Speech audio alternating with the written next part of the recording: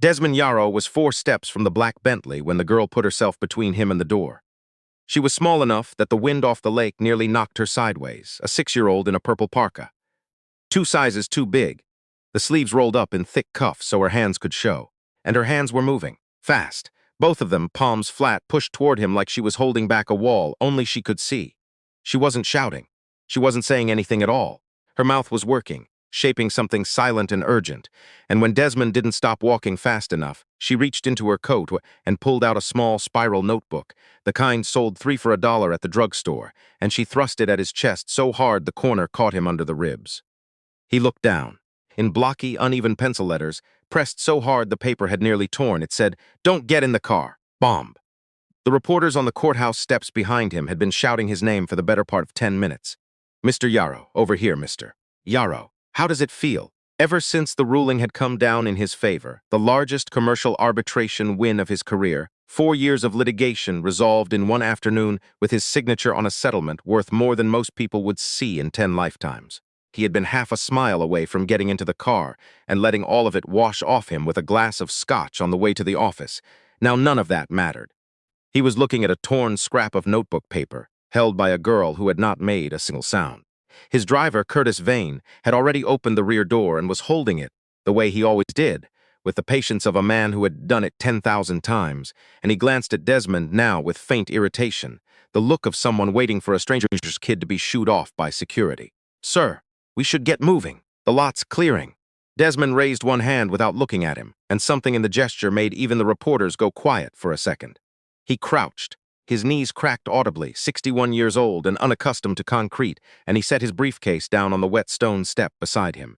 The girl didn't step back, her eyes, dark, steady, far too old for her face, stayed fixed on his. "Can you hear me?" he asked.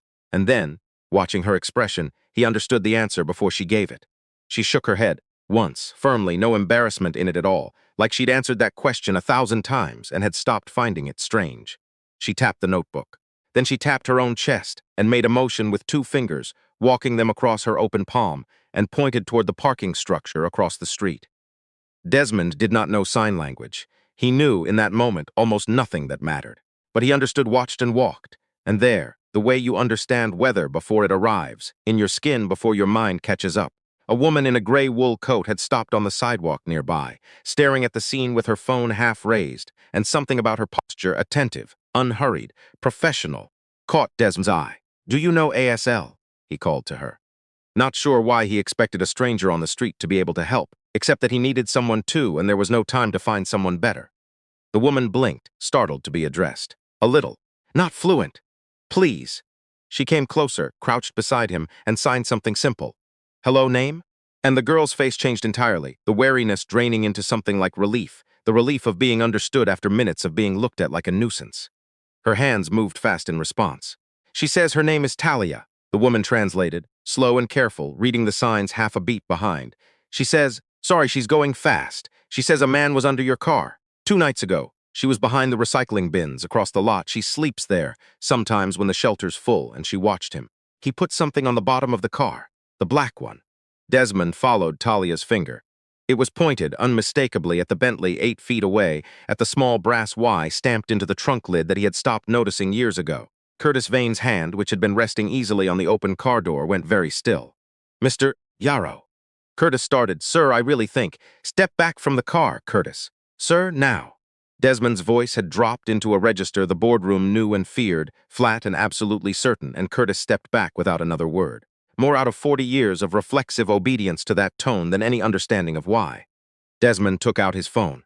His thumb found 911 without thought, without the half-second hesitation that would have sent him, on any other day, to his lawyer first, or his head of security, or the assistant who managed his calendar down to the minute. He called the police. "This is Desmond Yarrow. I'm outside the county courthouse on Ashcombe Street. I have a credible report of an explosive device attached to the underside of my vehicle, a black Bentley, plate Yankee Yarrow 419. Yes, I'm entirely serious. I need the street cleared and I need a bomb unit. There are civilians and press within 10 feet of the car." He hung up before the dispatcher could finish her sentence, the way men who are used to giving instructions and having them followed tend to do, and he turned to the small cluster of reporters who had gone quiet, sensing that whatever had just happened was bigger than the story they'd come for. Everyone off the steps now. Across the street, behind the line of parked cars. Nobody moved for one full second, the way people don't move when the thing they're being told is too large to process immediately. And then the young reporter closest to him, a woman with a network microphone still in her hand, said loudly, "He means it. Go, go," and the whole knot of people broke and scattered. Desmond looked down at Talia. She had not moved an inch since she'd handed him the notebook. He held out his hand. She looked at it the way children look at an adult's open hand when they aren't yet sure what kind of adult it belongs to, the kind who keeps it out, or the kind who withdraws it the second it becomes inconvenient. Then she put her small, cold fingers into his, and he felt, absurdly, that this was the most important handshake of a career built entirely on handshakes. They walked, not ran.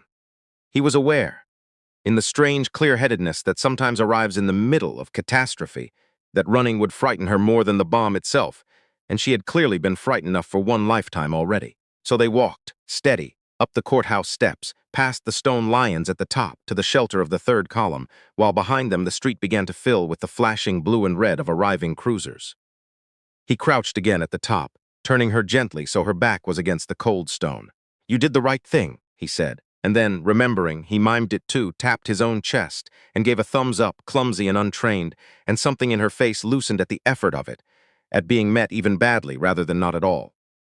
"Whatever happens now, you did the right thing," she nodded. Her eyes, dry through the whole ordeal, went suddenly and quietly wet, the held breath of a child, finally allowed to be scared now that an adult had taken the weight off her.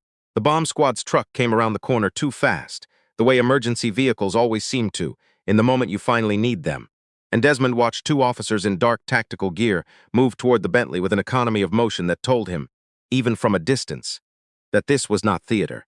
A third followed with a long pole and a small mirrored head, sweeping it beneath the chassis with the unhurried care of a man checking for something he fully expected to find. A young constable, Novak according to the tag pinned above her vest, jogged up the steps toward them. "Mr. Yarrow, sir, we need you and the child in the secure courtyard round back. Please, this way." He did not let go of Talia's hand. The rear courtyard of the courthouse was a square of cracked pavement, fenced on 3 sides by gray stone and on the 4th by chain link that opened onto a service alley. There was a single iron bench, a spruce in a pot that had clearly given up on the winter and not yet decided about spring, and an ashtray no one had emptied since the snow melted. In any other week, Desmond would not have registered a single detail of it. Today he noticed everything, because the alternative was thinking about the flat gray device the mirror pole had found strapped to the underside of the rear wheel, of the car. He had been 3 seconds from entering. He sat on the bench. He lifted Talia up beside him and her boots. Good winter boots, but a size too big, the toes stuffed with newspaper he could see, peeking out where the laces had come loose, hung well above the ground.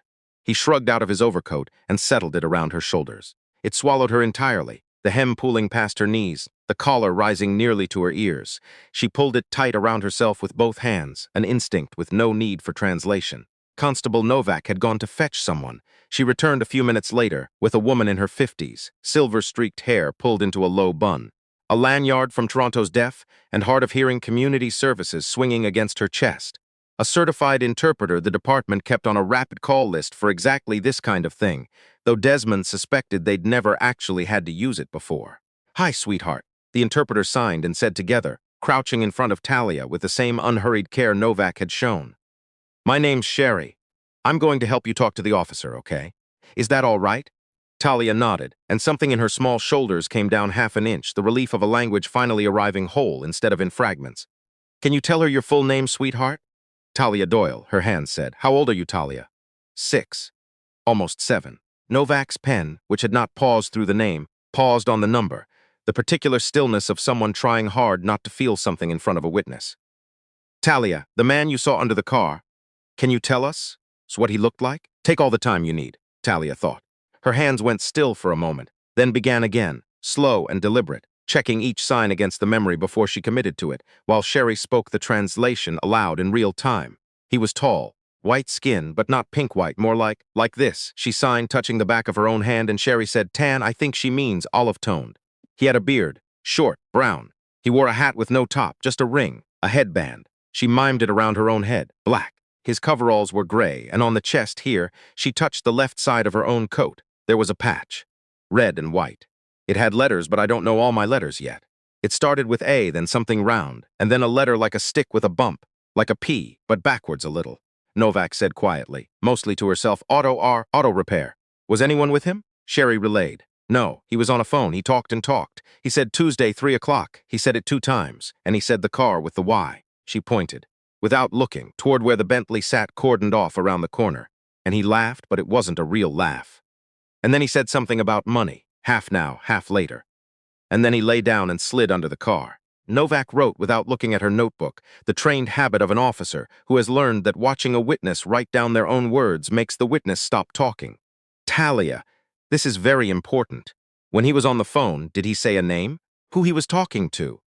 Talia's face did the small, focused thing children do when they are reaching back through memory for something they only half caught the first time. Her hands moved slower now. He said boss. And one time he said a name that starts like, she made the shape with her mouth, silent, the way a deaf child sounds out a letter she's practiced but never quite heard, and Sherry watched her lips closely before translating. R, like Ronald. Or Roland, I'm not sure which. Desmond's hand, resting on the bench beside Talia's leg, went perfectly still, and then, a heartbeat later, his knuckles went white around the edge of the wood. Roland Feist had run corporate security for Yarrow Freight Group for 11 years. He had personally selected every driver on the roster, including Curtis. He had built the schedule that put the Bentley in that exact spot, in that exact parking structure, on Sunday night, when the security cameras on level 2, Desmond would learn later, had been down for maintenance, for a window of 40 minutes that Roland himself had authorized. That morning, walking Desmond from the elevator to the courthouse door, one hand briefly on his shoulder, Roland had said, "Big day, boss. Try to enjoy it." Constable Novak had stopped writing. She was watching Desmond's face, which had apparently done something visible enough to be worth watching. "Mr. Yarrow? Keep going," he said. His voice came out lower than he meant it to. "Ask her the rest." "Sir, are you?" "I'm fine, ask her." He was not fine. But Talia was looking at him now, too, with that same grave attentiveness she'd shown the whole time. And he had told her 15 minutes ago that she had done the right thing. And a man does not fall apart in front of a child he has just asked to be brave. So Desmond did the only thing available to him. He smiled. Not a large smile, but a real one, and signed, with Sherry's quiet coaching, the 2 words he'd been taught in the last 90 seconds, "Good job."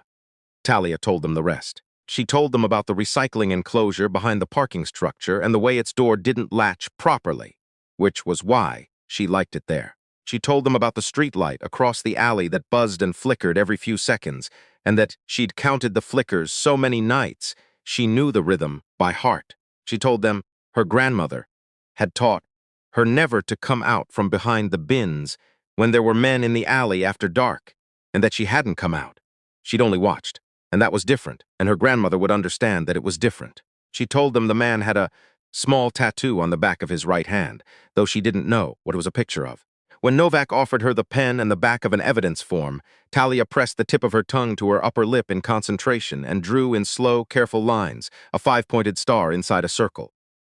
Novak studied the drawing for a long moment. Then she stood, crossed the courtyard to a man in a dark suit who had appeared at the chain-link gate without anyone announcing him, and spoke to him in a voice too low to carry. The man glanced once toward Desmond, once toward Talia, then back at his phone. He nodded and stepped back out through the gate. Novak returned. She didn't sit. "Mr. Yarrow, the device was confirmed about 4 minutes ago. Magnetic charge mounted to the frame above the rear wheel, wired to a remote detonator. The unit's neutralizing it now. The vehicle's a write-off, but the device will be preserved as evidence." She hesitated, glancing at Talia, then lowered her voice further. "Sir, the tattoo, the description, the patch. We're going to want to talk to your head of security." "His name is Roland Feist," Desmond said. "He's had access to that vehicle's schedule for 11 years. Novak didn't blink, which told him she already suspected as much. "We'll take it from here, sir." It was Corinne Ashby, Desmond's chief of staff, who found him an hour later in a windowless room off the courthouse's security wing, still in his suit, jacketless shirt sleeves, Talia asleep against his side in a plastic chair, his coat still wrapped around her like a tent. Corinne did not waste time on shock. She had built her entire career on not wasting time on shock. "Roland's been picked up," she said, quietly. "No press yet, and there won't be if I have anything to do with it. He's saying nothing, which tells us plenty." She looked at Talia. "And her?" "Talia Doyle, 6 years old. Deaf. Her grandmother's in the hospital. St. Aidan's, apparently, has been for 4 days. Pneumonia, they think, on top of something else nobody's fully explained yet. Talia's been staying at the Fremont Street shelter because there's nowhere else, and she's been walking to the hospital every day to sit with her. He said all of this, without once raising his voice above a murmur, careful not to wake the girl. You want to go to the hospital? I want to go to the hospital. Corinne was quiet for a moment, doing the calculation she always did, weighing what the world would say against what needed doing. I'll handle the press. There'll be a statement, a young witness whose identity is being protected at the family's request. No name, no photo. I've already spoken to the two reporters who got close enough to hear anything, and I reminded them that their continued access to City Hall depends on a little discretion today. You're terrifying. I'm thorough, she said, and for the first time all afternoon, something in Desmond's chest loosened enough to almost be a laugh. St. Aidan smelled the way every hospital smells, of antiseptic laid over something warmer and sadder underneath, and Desmond carried Talia, still mostly asleep, stirring only enough to keep one fist curled in the front of his shirt, up to the fourth floor, to a room where a nurse with kind, tired eyes let him in without much question, once Corinne's assistant had made the necessary calls ahead. Imogen Doyle was sitting up against two pillows, an oxygen line beneath her nose, her silver hair loose around her shoulders instead of in the tight bun Talia would later say she always wore. She was perhaps 70, with the particular stillness of a woman who has spent a lifetime being strong for other people and was, for once, too tired to perform it. She looked at the man carrying her granddaughter, at the expensive suit and the exhausted face, and her eyebrows went up a fraction. Not fear, Desmond noted, but a kind of weary, assessing curiosity. The look of someone who has learned to read a room quickly because the world had rarely been kind enough to let her read it slowly. You're Yarrow, she said, not a question. Yes, ma'am. He set Talia gently in the recliner by the window. She didn't wake, only pulled his coat tighter, and sighed the particular sigh of a child who has finally run out of the fuel that had been keeping her upright. She talks about you, Imogen said. Well, signs about you, every week for months. The man on the courthouse steps, she calls you. Says you're the one who's always in a hurry but never too much of a hurry to look at her. Desmond frowned slightly. I don't believe we'd met before today.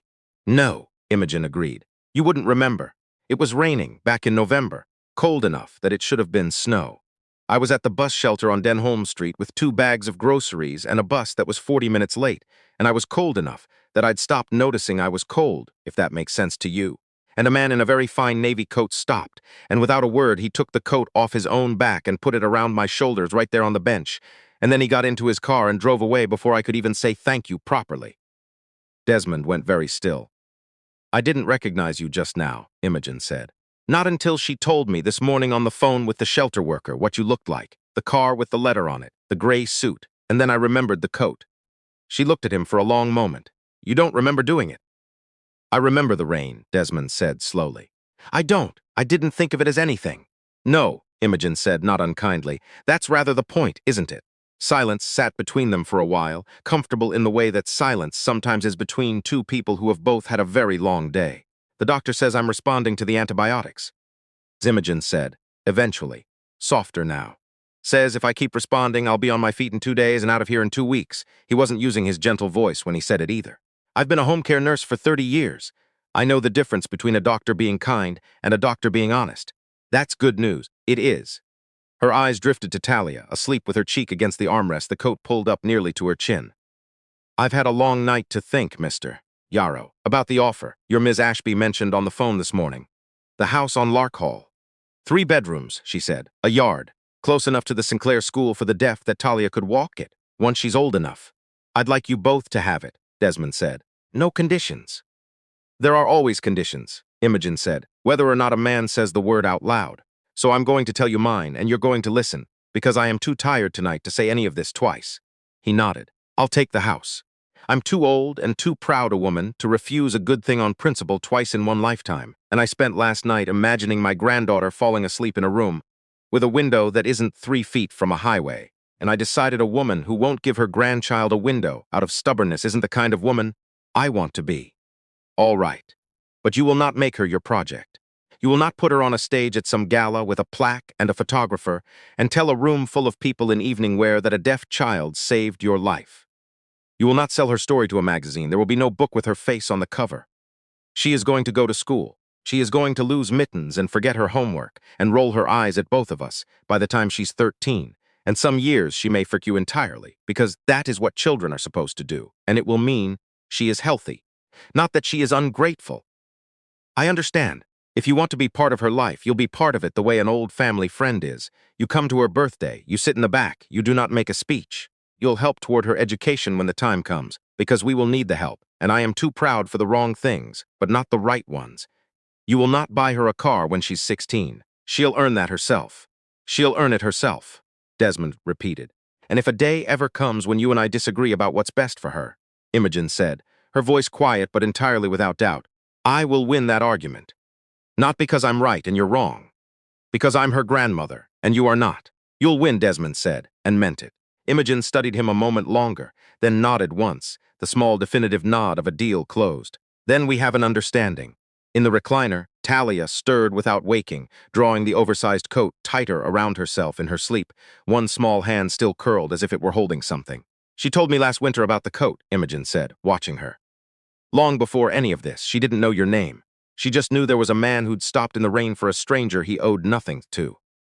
I think that's why she came to find you today, when she saw the man under your car. Not because she recognized the danger you were in, though she did. Because she already believed, somewhere underneath of all the fear, that you were the kind of man worth warning. Desmond said nothing. There did not seem to be anything worth saying. You didn't save us today, Mr. Yarrow, Imogen said, closing her eyes briefly, as though the sentence had cost her something to arrange. My granddaughter saved you, and a stranger on a bus bench saved you back in November, in a way, by remembering the kind of man you could be. The small things you never thought mattered, they're the only things that ever did. I want you to carry that with you.